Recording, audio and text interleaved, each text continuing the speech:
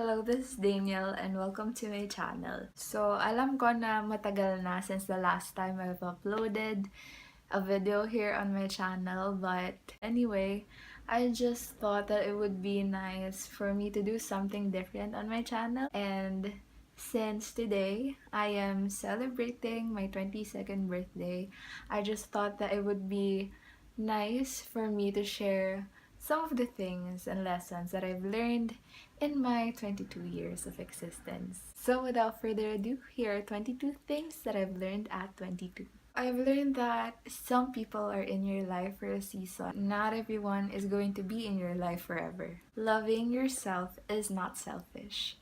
I think that it's very important for us na mahalin muna natin yung sarili natin kasi you know what people say, diba? We cannot give the love that we don't have. I don't think that anybody is capable of loving someone kung in the first place hindi niya mahal yung sarili niya. Focus on people who actually care about you and do not waste your energy on people who don't. Eto, this is very important.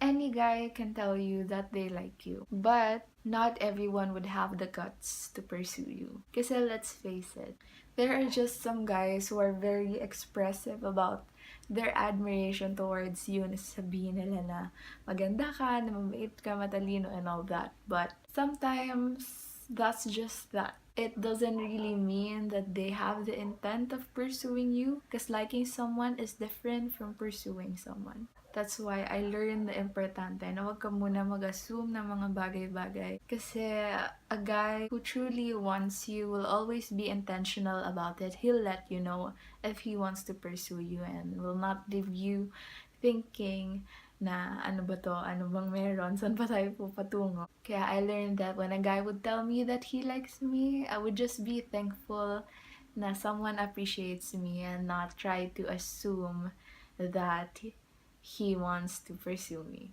Kasi you have to agree, masakit umasa. Less is more. We have to live life simply. Real inner peace comes from the Lord alone. Kasi before, when I was younger, I tried to look for love in the wrong places. I tried to look for acceptance in the wrong places. I tried to find friends whom I think would make my life complete. I've tried to find people who I can get in a relationship with because I thought that being in a relationship would make me feel satisfied with my life.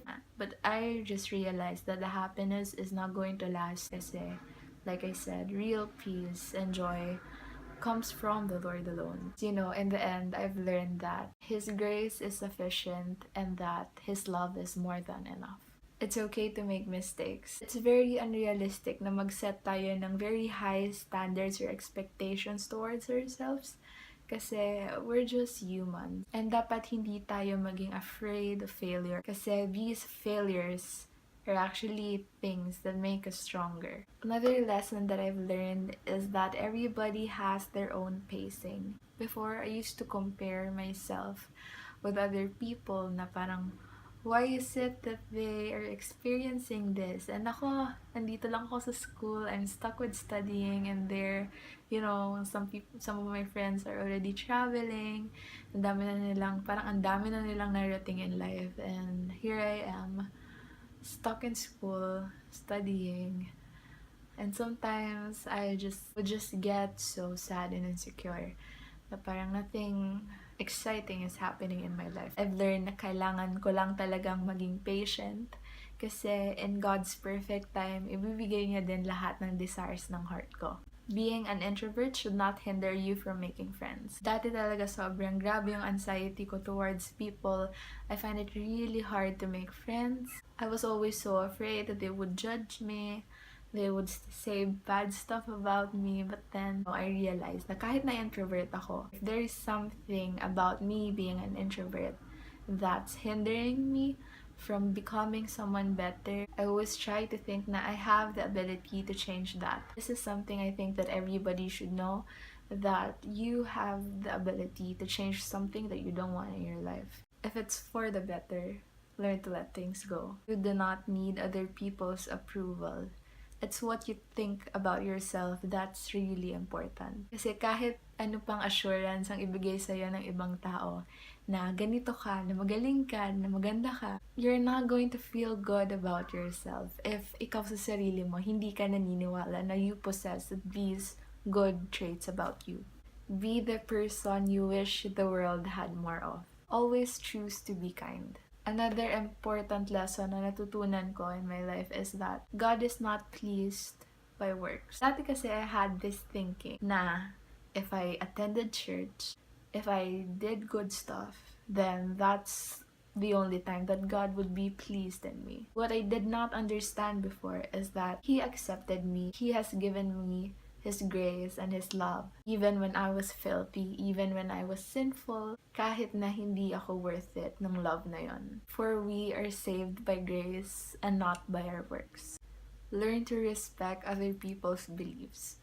Do not be self-righteous. I've learned to become humble enough to admit that I can be wrong sometimes. Try not to judge somebody based on what you see on the surface. Kasi in my life, like most of the friends na talagang naging sobrang close ko are the people whom I didn't even like in the first place. And I don't think that it's fair to other people for us to judge them, especially when we barely know them. Accept other people.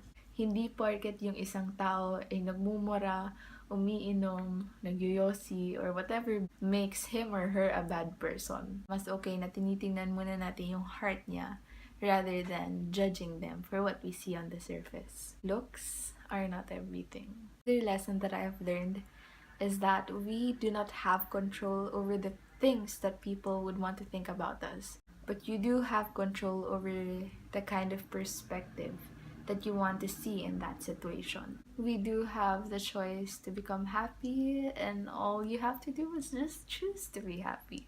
Enjoy your season of singleness. Being single is the perfect time for us to improve ourselves. Kasi ako, I have this idea na instead of looking for Mr. Right, I try to be the right person for that right person.